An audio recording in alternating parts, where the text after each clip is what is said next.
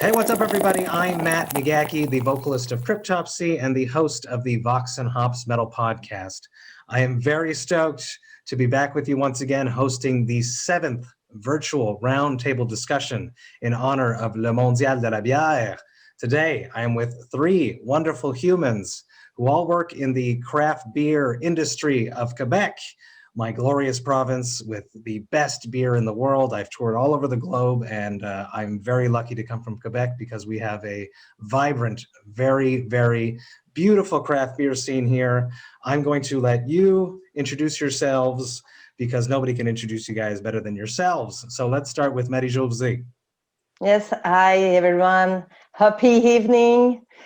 Yes, I'm Marie-Josée MJ Lefebvre. I'm working for Brasseurs du Monde since almost 7 years by the end of March. I used to be general manager of the Mondial de la Bière during 11 years, from 2002 to 2013. Wow. And so I'm the export sales and project coordinator for Brasseurs du Monde right now. That is amazing. That is amazing. Up next, Maya. Hello. So Maya here. I work at Four Origins. I am the QC production coordinator. So they call me the yeast whisperer, beer guardian, if you want to like sum it up pretty quickly. So yeah, I'm putting into place the QC program according to the AMBQ's guidelines. So that is basically it, and helping out the guys also in their day-to-day. That is amazing. I used to work also at the McCaussin. Yeah. Oh, sorry. I used to work at the McCaussin. I worked also at Rise. So that is my beer background. Yeah. That is amazing. The yeast whisperer. I love it. I love it. Up next, Karine. Yes, I'm Karine Bélanger. I've been working in a brewery celebrating my 20th year in the beer beverage world. And I was been working different breweries such as Labatt, the main school I went to. And then now I'm working at Boreal as a QC manager just recently, and I enjoy beer every day. Don't we all? I love it. I love our craft beer scene. Actually, Karine, we're going to start with your beer. So introduce the beer that you wanted to present to everyone right now, and we all have it on our side. We're going to open it up. What beer are we going to be drinking first, Karine? I'm going to be drinking first La Queuge de la Rivière. This is a beer that's been quite new to the portfolio of Boreal. It started last year with the COVID, and they did 7 collabos, and one of them was to work with local, how do you say, the raw materials, local product. And this one is the first one that was made with entirely logo Quebec. So it's all made with local ingredients. So it was nice. It worked really well. And then they decided to make it a permanent beer in the portfolio. Fantastic. I love Kolsch's, and there's definitely not enough of them on the market right now. And it is a perfect warm brew. I like it when it's hot outside. And pour these out. We're using. Yeah, it's going to be nice to drink during the spring coming up. We've seen a little bit of it this weekend. Yes, we've been very lucky. Yeah, and it was beautiful yesterday. Love this glassware. It's the Epi tasting glass, Le Verre Epi, which is the official glass for Mondial this year. It's been designed by Elisabeth Pierre and Peugeot, and ever since I've gotten this in my hands, I drink most of my beers in this glass. I love it to death. Cheers, everyone. Thank you for hanging out with me and having a chat. Cheers for having us.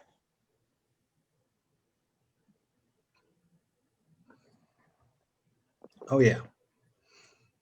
Nice dry cereal bite. Absolutely perfectly crushable for the warm weather that's coming up. What do you guys think? Marie-Josée, what do you think? Very good. I love the color. Kolsch is German style. Mm-hmm. Yeah, if I remember well. And yeah, I think it's on the spot, crispy a little bit, maybe I can say. And it's very drinkable, very fresh, and good beer. Absolutely. How about you, Maya? I absolutely love this. Like, I was so excited when I saw that this beer was going to be on the panel. Recently, I have been like gravitating towards this style of beer, so this is right up my alley. It's really nice. Very, very cool. Speaking of beer, let's dive straight into beer. I would like to hear the story about your first beer. Do you remember the first beers that you have ever drank? Let's just start right with you, Maya. What was the first beer, your first experience with beer? Well, I think like most people, I started my first experience with beer was macro beer, how we call it, right? So it's probably a Corona. That's what I'm thinking right now, like off the top of my head. Probably a Corona in a park somewhere on a nice summer day or on the beach. So I think that was my introduction to beer. So macro straight up. And then with the time, when I started to work at McCausland, that's when I started to develop my taste for craft beer. At first, I remember like just trying IPAs, and I found that they were like so harsh, so intense. And with time, like just, you know, drinking different stuff and getting to try all these different products that were out there, well, more and more, I was kind of like developing my taste for something that was other than what we call macro beer, so like very light lagers. And yeah, so I would say probably a Corona. Which is a very nice, smooth beginning, and it has that name that none of us want to hear because of the pandemic, though. Oh yeah, sure. I forgot about that. How about you, Karina? Well, I'm a little older than Maya. I don't think we had Corona back then, but it was probably a Laurentide that I was drinking. That's what we had. From we didn't have any microbreweries at that time, and I was more from Abitibi and everything. So we were having Laurentide, Molson X, Labatt 50 was what we were drinking at that time. And as times evolved and I started going to City College, and I was started to get into the micro, and we had Unibrew. So I was drinking Blanche de Chambly for many years.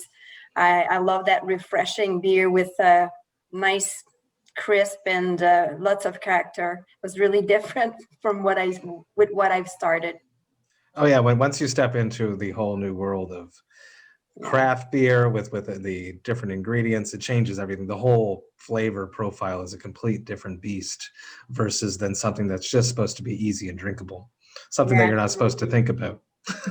It's got to be so cold you don't taste it. And you, Marie-Josée? I think it was Labatt Bleu, Molson 3X, some beer like that I used to drink in bars. And when I moved in Montreal to go to the CEGEP, the first SAQ beer opened, and I remember went there to buy my first. I stepped up to the craft beers with maybe Unibrew also that we can buy in the convenience store, but I remember the La SAQ bière and purchasing some different. It was my first step with the craft, more craft beer instead of Labatt and Molson. But yeah, that was it, and I start to do some tasting at home, buying different kind of beer, and yeah, it was before I started with the Mondial, so I was already interested about good beers. Very, very interesting. I love how everyone else sort of has the same path, that we all start on the simple everyday beers, but then our curiosity always brings us to something more, and it has led to a whole career. So why do you guys work in beer? How did you end up working in the glorious world of Quebec craft beer? Let's start with, you can continue, Marie-Josée. Yeah, I was a flight attendant before being working for the Mondial de la Bière. So in 2001, when the crash happened in New York, plane crash, I have to think about, okay, what I'm gonna do now. I had studied in communication, arts and communication at CEGEP.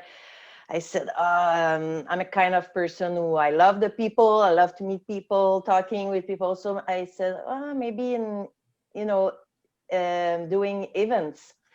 So I start to look for working for events, and I apply for at the Mondial de la Bière. And I met Janine, and we have an interview.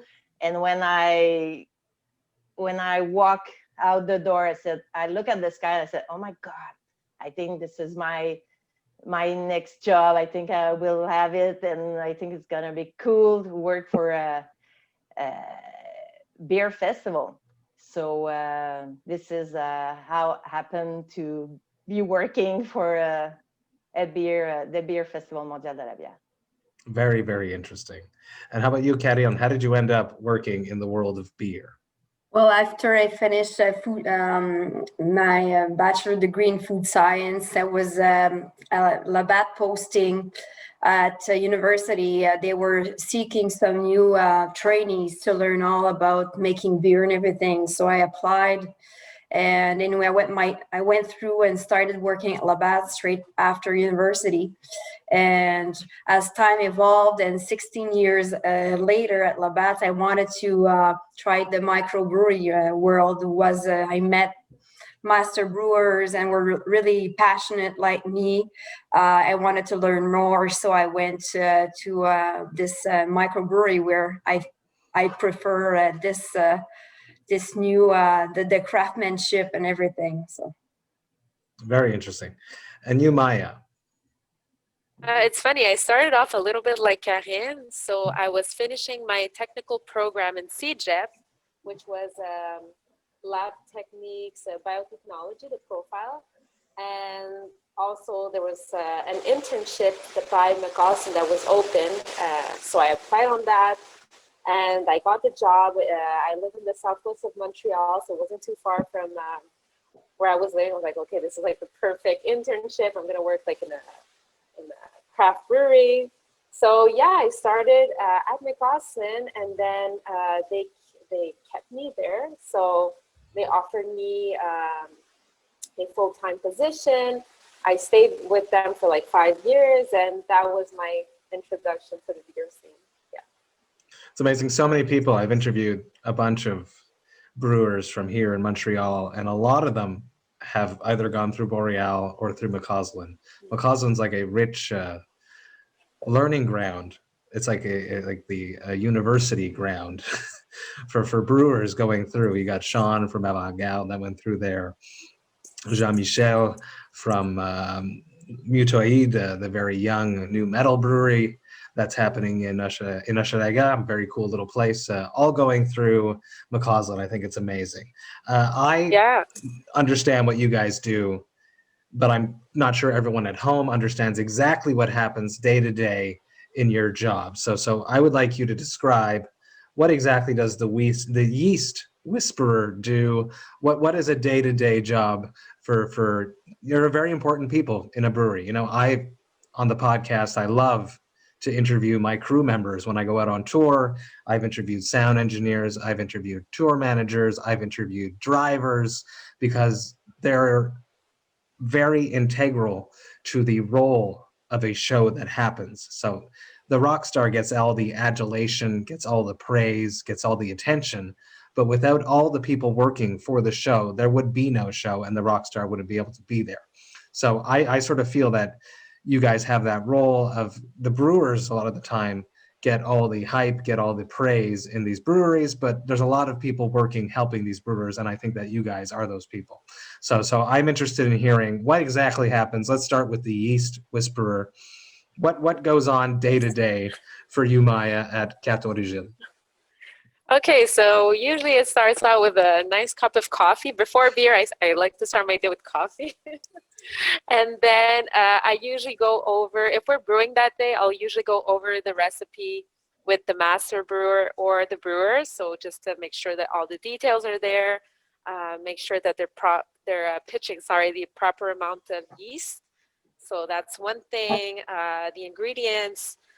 So yeah, then I do a lot of microbiology too. So I'll probably be preparing some culture media, doing some cell counts, things like that. What else? Yeah, that is like a big part of my day. Like I spend a lot of my day just looking at bugs. Well, yeast, right? Hopefully not other bugs, but yeah, mostly yeast.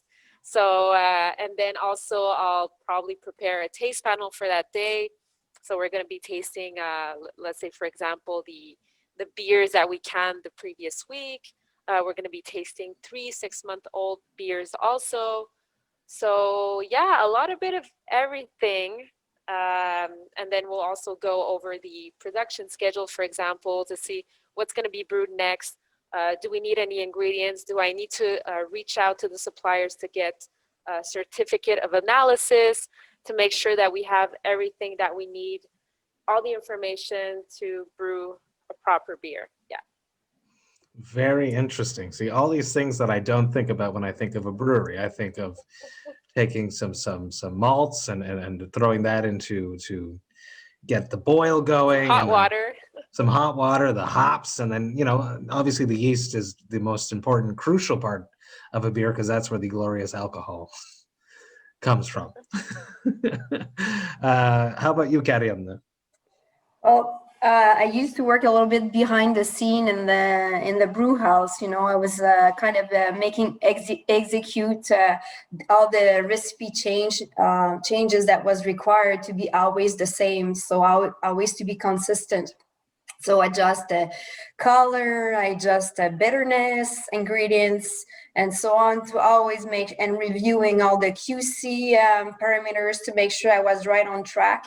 Not be able to be all over the place. And right now I'm like the QC manager. So my day-to-day is I supervise the lab operation.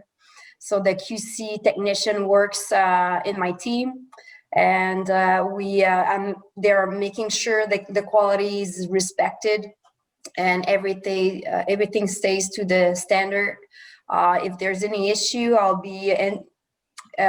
will be diving in and helping to solve the issues on the production line, investigate further, bring the expertise on the floor to assist, to work as a team partner with production, making sure that we can work together to solve the issues so we don't have to put everything on hold, because we want this beer to be on the market and not to be stuck in the shelves and on hold at the brewery because we have a quality issue.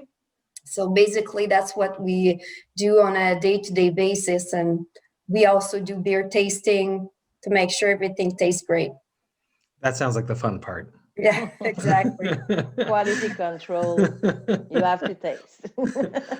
Before we hear from Marie-Josée, let's move on to the next beer, which is the beer that I chose for this table ronde discussion. And I'm very excited about this beer. It's actually the second batch of it. This is Kahnawake Brewing Company's Crisp Topsy. It is their Pilsner Supremacy. It is a New World Pilsner. This beer has been brewed for my band, Cryptopsy. Okay. The brewer, Drew, is an amazing, amazing human. I've had him on the podcast before. And he wrote me last summer, and he was like, he wrote me and he said, all I have to say is Crisp Topsy. Because my band is Cryptopsy, Crisp Topsy. Okay. So basically he wanted to do a crispy boy. And my band are really into hazies, so we compromised slightly and made a double dry hopped Pilsner. So it is a New World Pilsner, and we have an album called Whisper Supremacy, so hence the name Pilsner Supremacy. Nice story. I'll let you guys open some. I really enjoyed the previous batch. I have not tasted this. I have heard good things. We shall see. I hope you guys enjoy it as well. Smells good.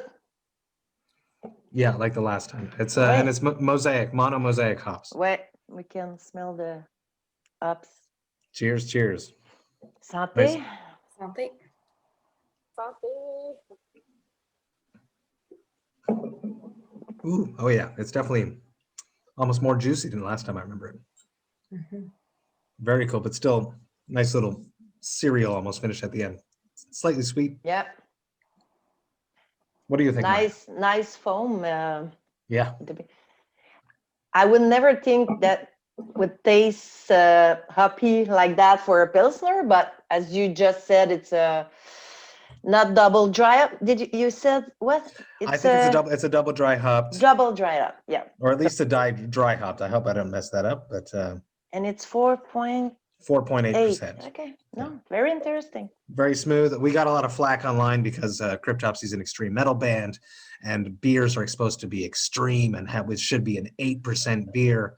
But Cryptopsy is an avant-garde thinking band, and this is an avant-garde style of brew because you typically wouldn't jam a whole bunch of mosaic hops into a crispy boy with Bohemian yeast, I've heard.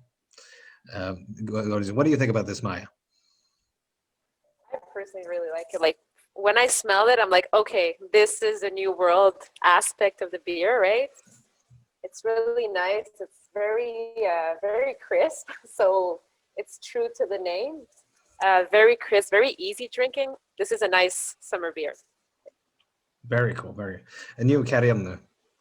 Well, it's nice and crisp, as Maya mentioned, and also has a nice hoppy note on the nose and also in the finish, but without being, the bitterness is quite light, but has full taste of hops. So I think it's a nice mix with the two for hops amateur. Yeah.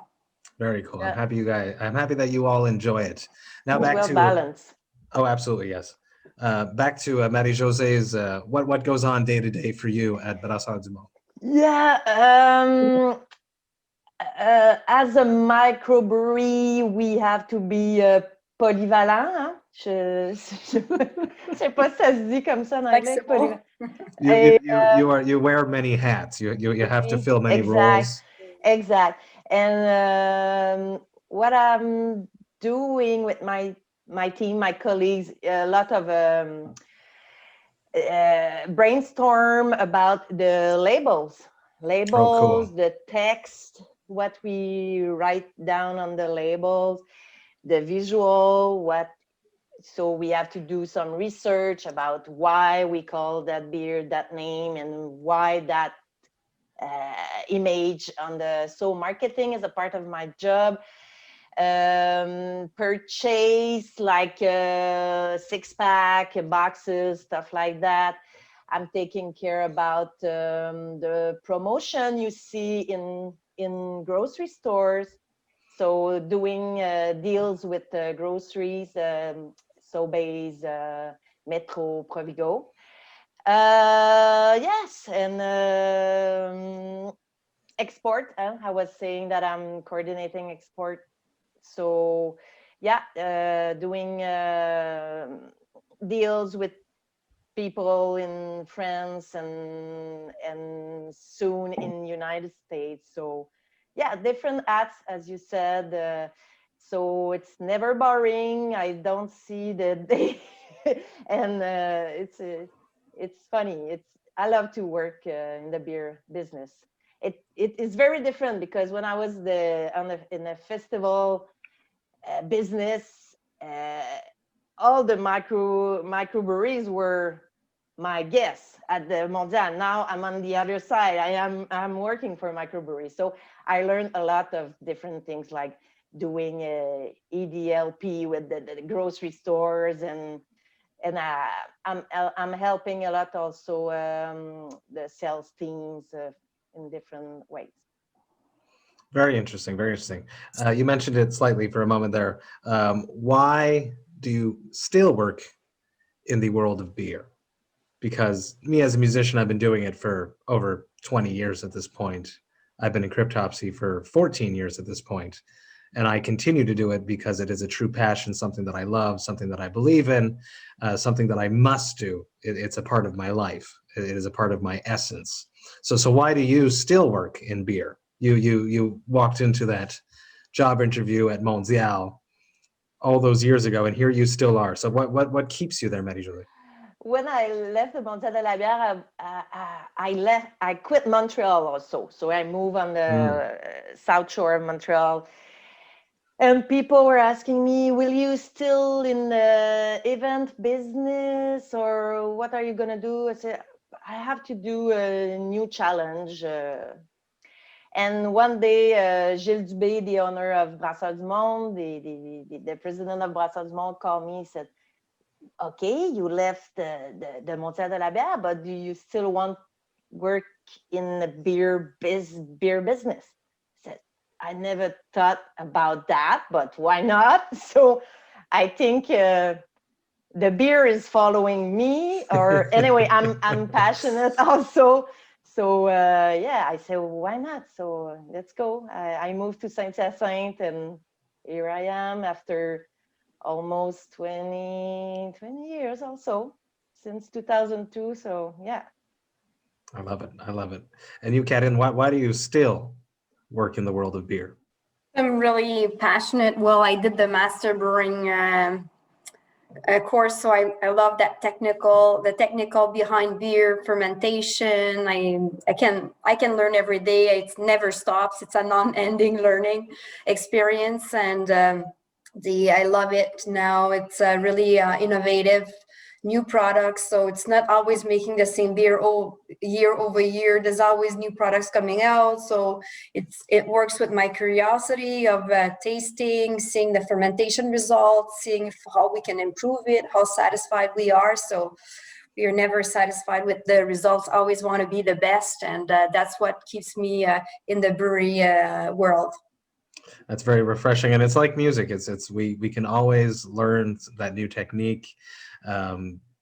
Get, for extreme metal, get a little bit faster. Maybe I could scream just that a little bit deeper or a little bit longer if I just learned that technique. So it's very similar, and that's why Vox and Hops works so well.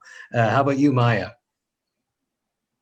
I think it's a little bit of what everyone said. So it's passion, it's the constant learning, the innovation. The beer industry is so dynamic, and I think that is what keeps me in this industry. Is that there's so much to learn, there's so much to do, and it's just like a never-ending, innovation process, right? So yeah, and I think the key word is passion for sure. I mean, it's not always easy. It's not always an easy industry, but when you're passionate, you're in there, and it's hard to get out. Yeah. What are some of the biggest challenges working in the world of beer? What are the days when things are going wrong? Where do you look to find your strength to keep going? We'll keep going with you, Maya. Oh, wow. Yeah. So, I mean, on the production side, for sure, it's not always, very glorious. I mean, the conditions can be somewhat extreme. So, I mean, it's super hot. It's very humid. You're working in an industrial setting, right? So it's not always the most glamorous conditions to be working in. But I mean, I think what keeps me going at the end of the day is the fact that I know I can fall back on my teammates. So that for me is one thing that's really important. I mean, knowing that my team is there, that we support each other, and that we're all in it together, I would say that would be what gives me that strength to continue. Yeah. And also the love for the beer. At the end, it's for the love of the beer also, yeah. I love it. I love it. How about you, Karin? What keeps you going when the days are tough, when you hit that big wall of a challenge, something doesn't go right, and you have to dump a whole batch of everything? Where do you turn? Well, I really am gonna get gather my team together and the experts in the field, and try to get the troubleshooting going to try to find what's happening, so we get production back on track, and then we can fill up the market with the nice product that the consumer wants. So definitely, you can't take it on your own. You need to share. You need to get going. You need to troubleshoot with everyone in your team, not even only the QC team, but also the production, the engineer, the maintenance gets with us, so we can solve it. And we have solved one recently that was a big team effort. Without the team, wouldn't have worked. So that's how everything tastes better after that. Oh yeah, that's amazing. It's from the consumer just cracking open that can and pouring that beer into it to taking that sip. There's so many moving parts to getting that beer just that way that you guys wanted it to be in that glass. So it's amazing. How about you, Marie-Josée? What on the darkest days, where do you find your strength? I agree with what the girls just said. I think communication with different departments will help everybody to solve problems yes, and when the pandemic arrived a year ago, we have to look at our business plan, but we have to keep going, and yes, still d'être toujours innovateur, because the consumer is still waiting for new beers, and so yeah, I think communication and taking things one by one, and at the end, taking a beer at the end of the day, and the day after will be better.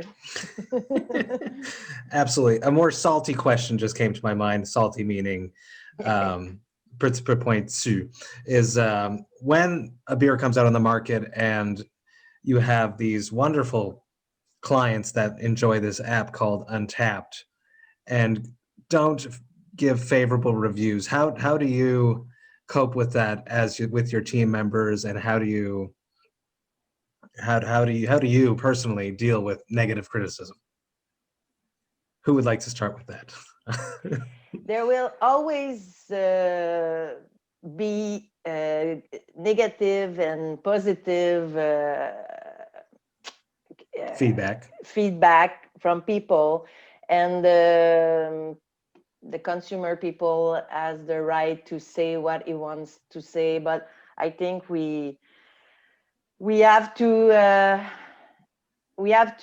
on doit prendre au sérieux ce qui se dit, taking seriously what the people are saying, but and maybe answer in a positive way. Okay, you don't like this, but have you think about this, or to turn the negative and positive, so that maybe can help. When it's too hard, we can write a private message and talk with the person and calm a little bit.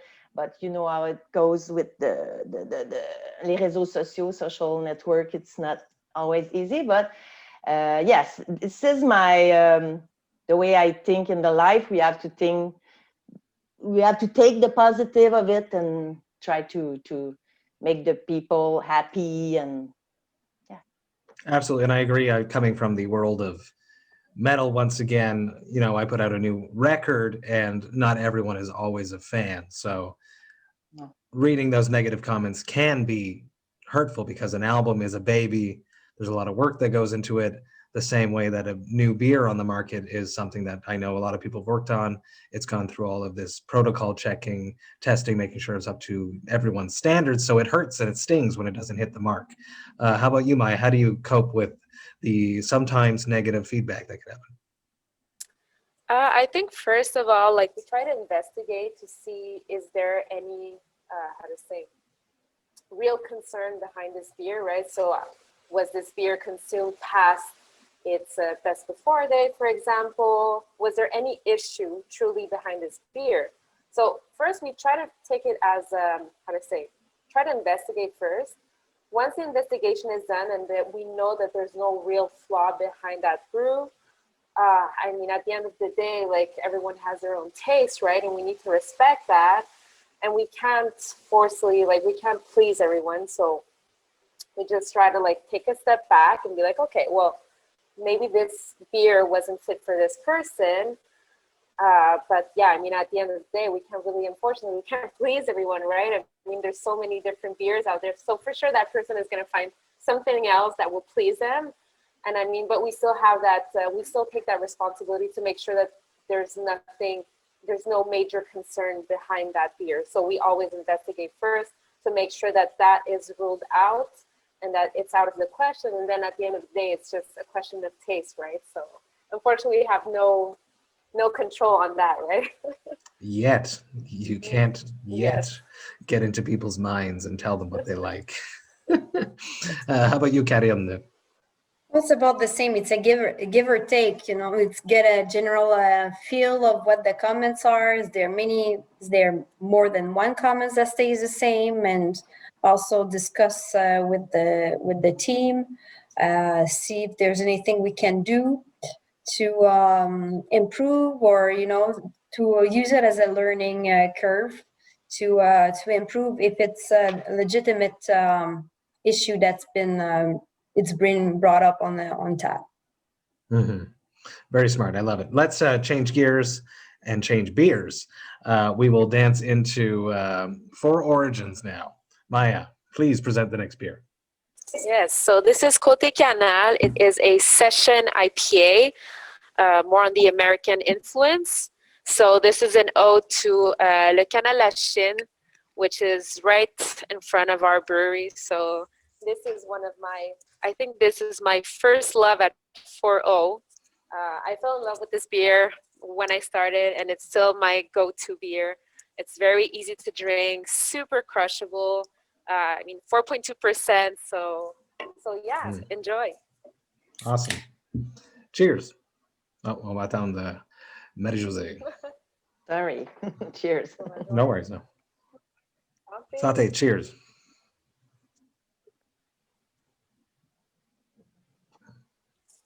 Oh yeah. This little bitter dryness to it. What do you think? It has Karianne? a nice tang to it. Mm-hmm. What do you think, Karianne? Oh, okay. Well, I think the beer is really well balanced, nice and fresh hops aroma, and nice body with the hops character, and it's quite light also, like which it's a session style, so nice and refreshing. I love it. And you, Marie-Josée? Yeah, same as Karine. Yeah, light IPA session, refreshing, nice color. It's really good. Good taste. Fantastic, fantastic. Let's dance into Mondial now.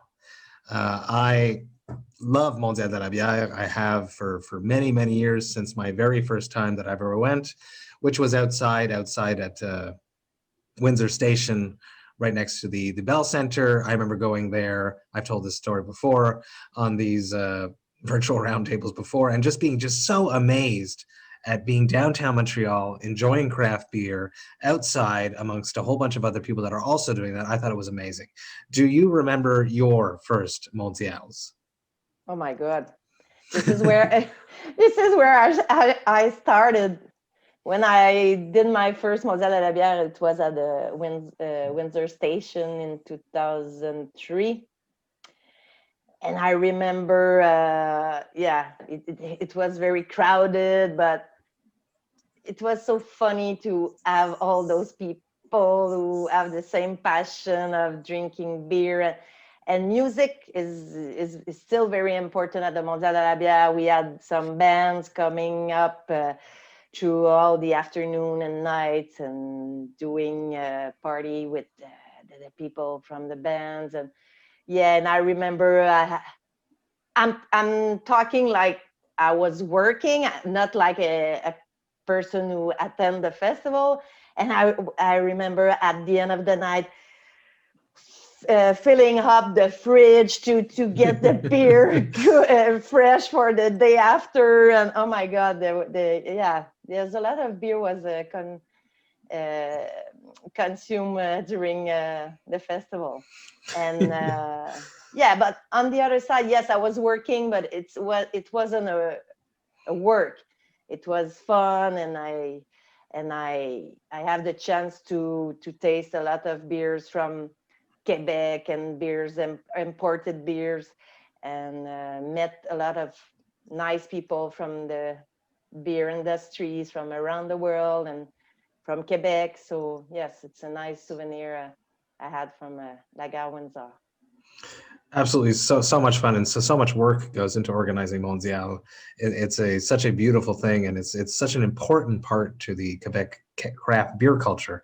How about you, Karine? Do you remember your first Mondial? Yeah, it was in the hot and sticky, crowded in the Windsor station.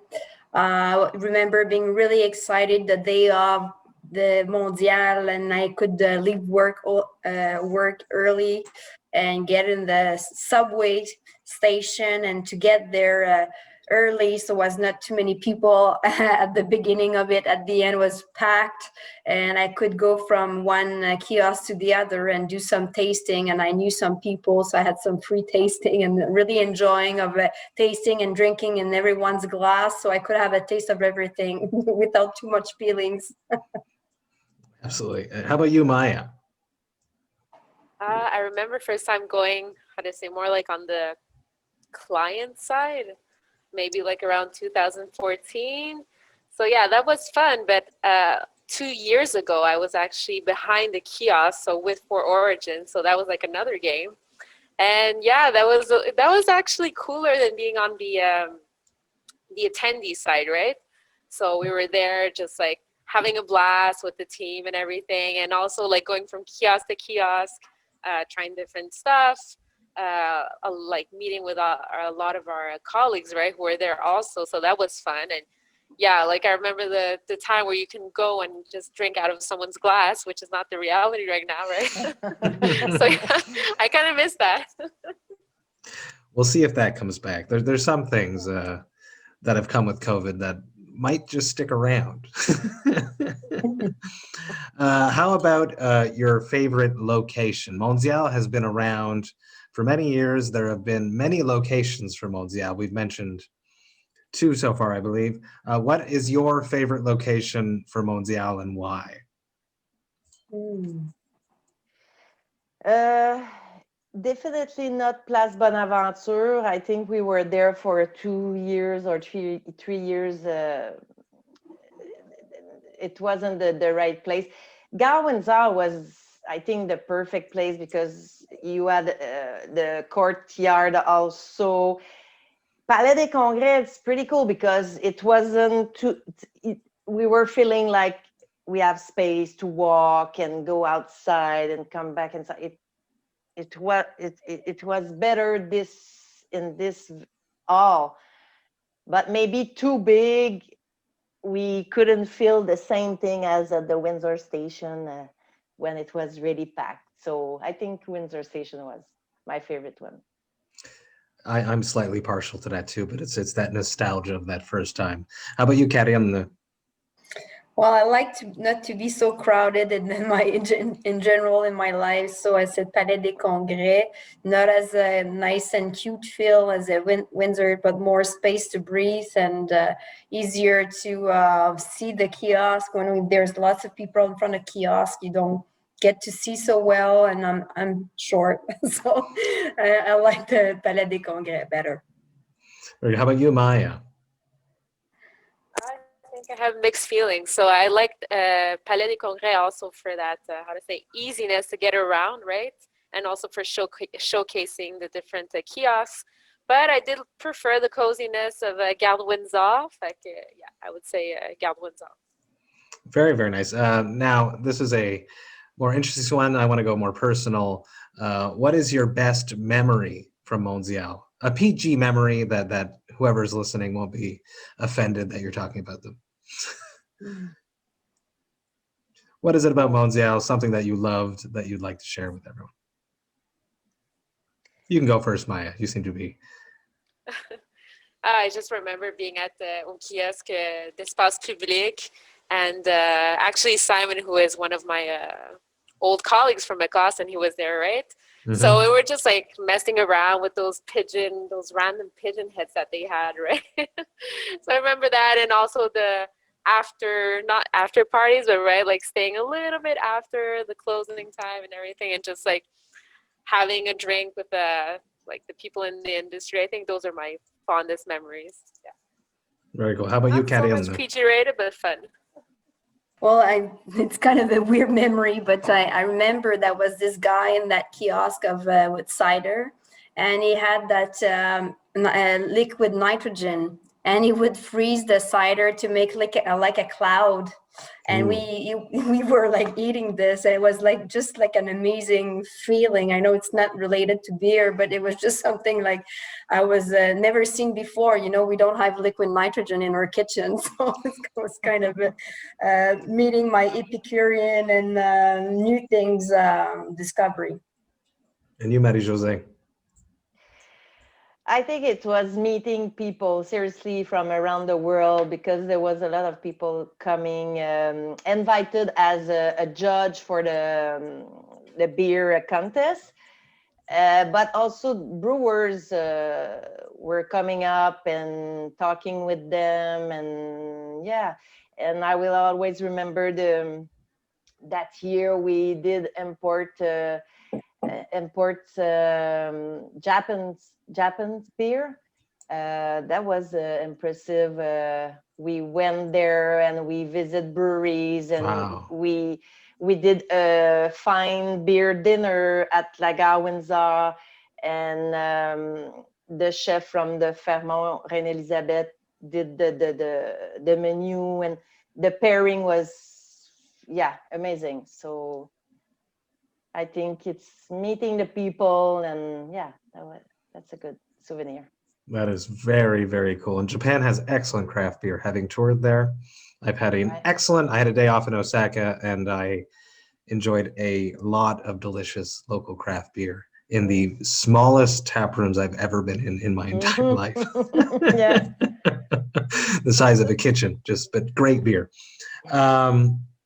This happens to me. I get booked on a tour.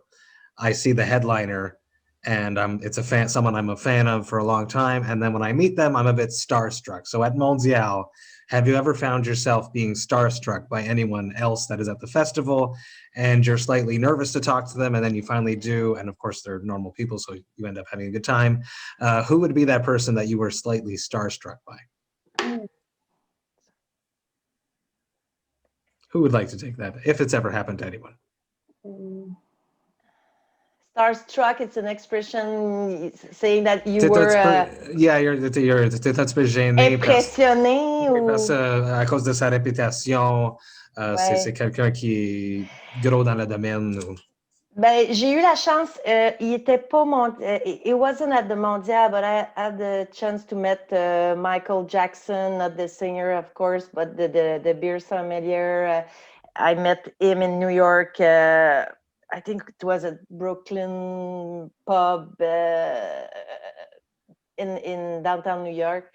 But yes, people, the brewer, Sam Calagione from Dogfish Head, brewers from around the world. As I said earlier, it's always a bit un peu gênant, but yeah, that was fun. Maya, have you ever been starstruck by anyone? Not so much starstruck, but I think it's more like going to other breweries where you really appreciate their beer, but you don't really know, let's say, the brewer or someone who works there, right? So it's a little bit always not intimidating, but you're like a little bit timid, like going there and be like, hey, like I really like your stuff, I really like your beer, and then I think toute la camaraderie qui vient après ça, I mean, that's really cool too, right? So everyone's going through the same thing. You're all just enamored with your work for the love of beer. So automatically going to have something to bond about. So you're going to end up being friends, which is what Mondial is so renowned for. It's like a summer camp for you guys, just hanging out all together. How about you, Katin? Have you ever had a moment where you were slightly intimidated by someone? No, nothing that I really remember. Can't think of any ideas right now. No worries, no worries. We're going to move forward with our last beer for tonight, which is Marie-José's. Yes. I just remember a souvenir. First time I called Laura Urtnovsky from Boreal. It wasn't my beginning, and I was very impressed to talk to her by the phone. And when I met her, same as for Peter McCausland, you know, those pioneer of a Quebec scene, Quebec beer scene. Yeah, it's.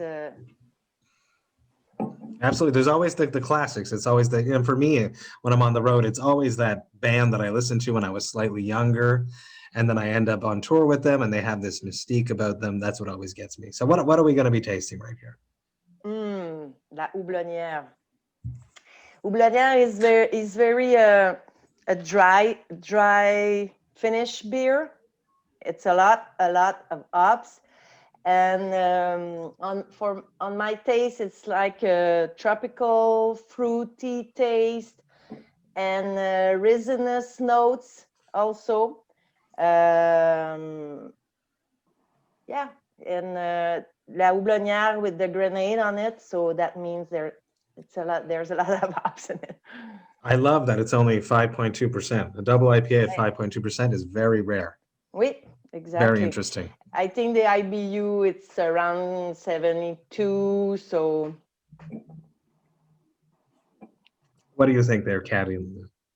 Yeah, I find it's like herbaceous. How do you pronounce it? Yeah, really. That's what dominates this the hoppy beer. It's easy to drink. A really nice tight foam when I served it. Really tight bubbles. I like the feel. Not too much carbonation. Nice when I have a sip to it, and not heavy. So quite refreshing. Very nice. And you, Maya? I really like the dry finish on this. It's really, really nice. The fact also that it's crushable, right, at 5.2%. That's a good another extra. And also, yeah, like Corinne was saying, also the bubbles, like it's not too intense, and there's like a slight resinous finish that lingers, but that's not like too intense. Yeah, I like it too. It's definitely, it's got that piney, almost like a West Coast body, which I enjoy very much. Very cool. It's Vox and Hops. We have to talk about metal. So who here, and if you have, you listened to metal in your life, what bands would those be? And there is no wrong answer here. Everyone has been exposed to some metal in their life. Let's start with you, Marie-José. Me, I'm the kind of girl who every morning I'm waking up with a song in my head. It's not necessarily metal, but I do love metal. Iron Maiden, Skid Row. I love Journey. I know it's not big metal, but I do love Journey. Everybody knows me. They know Journey, Don't Stop Believing. This is my karaoke song. Very cool. But yeah, I can't live without music every day. I work with music. I used to play guitar, started when I was young at 12 until 20s. And during the pandemic last March, I took my guitar again, start to play again and sing. I love to sing. I love music, seriously. And I'm open to any kind of music also. So yeah, I would be willing to hear your band. Yes, you can follow the link on the Christopsy. Yeah, I will. It's very extreme. I did have Sebastian Bach on the podcast, the original singer of Skid Row. Last October, he was a riot. Super fun. He sang. He was a blast. We chatted for over just about an hour. Excellent episode. Lots of fun. Wow, I will go watch it. Complete legend. Complete legend. How about you, Karian? Have you ever danced with the darkness of metal? Yes, I did back in the when I was young in the La Maison des Jeunes, the party that we were allowed to go when we were between 12 and 17. Lots of metals were there: Metallica, Def Leppard, Europe, Guns N' Roses. Ah ouais. That was playing all over. I was a member of Columbia House, and I had the cassette there of the metal. That was my memory back then.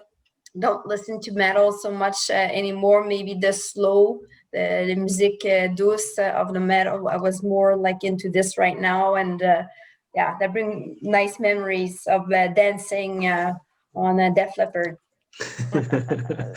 Europe was my band growing up with my dad. It was Dad, The play final it again. countdown that you Play it didn't- again, Dad. Just it's finished. Play it again. That was Yeah. totally my Yeah, youth. I did 100%. that. And, mhm. How about you, Maya? Have you ever danced with metal? Danced with the devil or metal?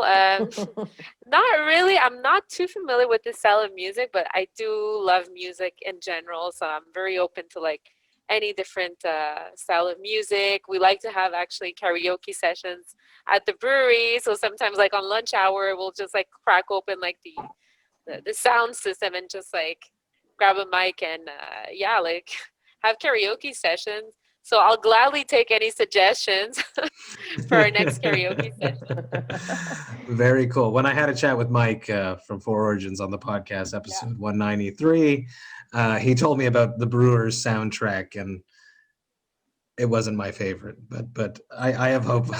I have hope that it can get better. But to each their own, right? Send a copy of your album. Okay, so now we're going to play a little game, a quick game to wrap this up. We're going to have to hold our beer in our right hand and hold the can in our left hand. Can on the left. I should put my laptop a little further. The beer Everyone- we choose, you said? Yeah. Well, it would make sense whichever beer you'd like. Yeah, Okay. it doesn't matter. Yeah. So I don't have enough ends to take all of them. I'm not an octopus. no, that's but- perfect. That's perfect. So the first, I'm going to give you two options. This is a game. It's a very PG version of this game called Would You Rather. So the first option is the beer. So you would raise the beer, and you would show the beer and not the can. The second option is the beer can. So an example would be, would you rather wear a hat or a toque? If you want to wear a hat, you would raise the beer glass because that's the first option that I gave you.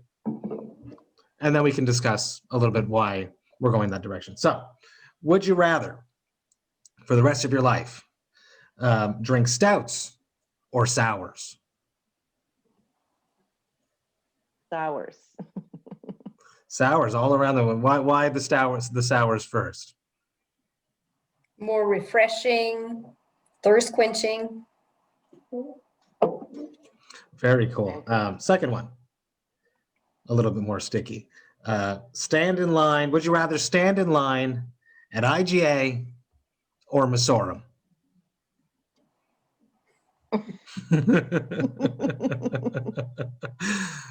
Me too. Here we keep going. Would you rather a lager or some haze? Yes. Would you rather a pastry for dessert or a pastry stout? Oh yes. Pastry stouts are a lot of fun. I'm excited that they're becoming more accepted in the big world of craft beer and in the beer industry in general. How about you guys? I agree. Yeah. It's definitely a style to share, I think. Oh yeah, because they're sweet. Yeah, absolutely. Yeah. And a sneaky ABV most of the time is tied into that. Yeah. Sneaky, as you said. Would you rather a fruited sour or a breakfast smoothie? Yeah, I'm loving this. And one last one. Would you rather one too many or one too few?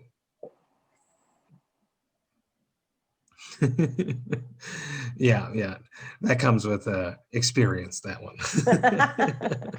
And that's my last one. I'm really, really happy to have shared this experience with you, to have a chat with very important people in the team of craft beer in Quebec. Everybody is important in the cogs that makes a delicious beer come out on the market, and I'm very, very excited to have been with you. I'm going to give you guys a chance to promote, talk about, sell something that you have coming up, and this is how we will wrap this up. How about you, Marie-Josée? What's exciting coming up in the world of Brasseurs du Monde? Brasseurs du Monde will celebrate its 10th anniversary Wow. this year. So a lot of a surprise coming up during the year. So I can tell now, but just follow up us on the Facebook and our website. And yeah, so contests and surprise and stuff like that. Yeah. Very, very cool. How about you, Maya? What's coming up? Well, I know Four Origins has been doing a whole bunch of out of the box, different Four Origin beer this year, which is exciting. Well, yeah, so speaking of anniversaries, we haven't been in the game for so long, but we're going to celebrate our 3rd anniversary in April. So we have something coming up that's going to be quite interesting. Little hint, our quatre soirs. So yeah, keep your eyes out. Very, very, very interesting. And you, Karian, what is coming up? What is exciting in the world of Boreal? I can talk about something coming out, Matt. We have Ceci n'est pas une bière de fille that's coming out shortly for le Jour de la Femme, le 8 mars.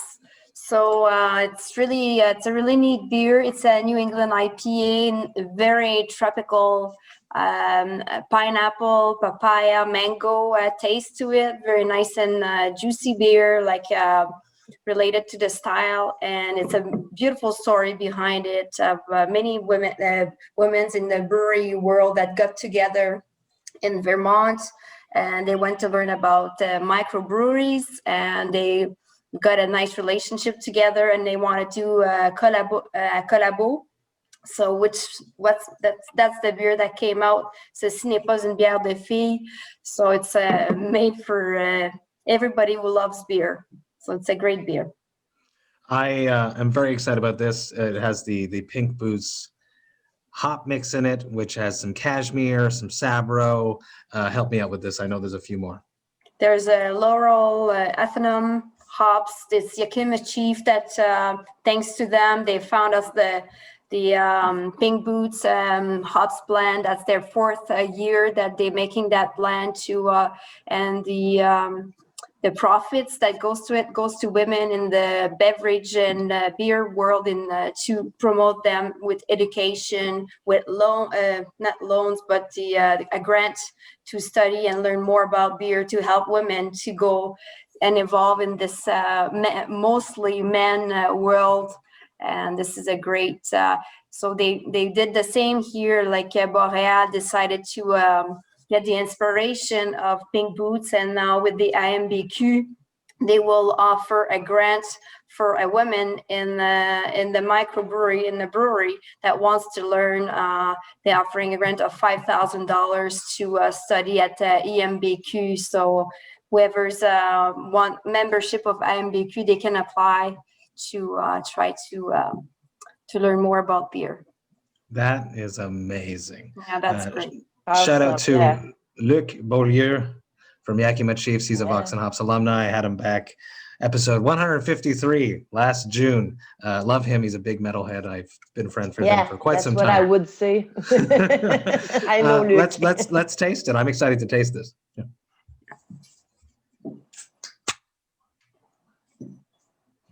Bravo pour l'initiative, Karine. It's really cool. Yeah. Really There's nice. Franchement, c'est There's super. nine of us I got at the end of the project, but so thank you for IMBQ and Yakima Chief, and obviously Boreal who got all that together. The nice creamy head And Wow. the label represents some of the women that were part of the project. Okay. It's so cool. It's so cool. Can't Cheers, wait cheers. to taste it. It smells Yeah, So fantastic. March really 8th. fresh, was made last week, so it's like the hops and everything. It's all very nice and fruity.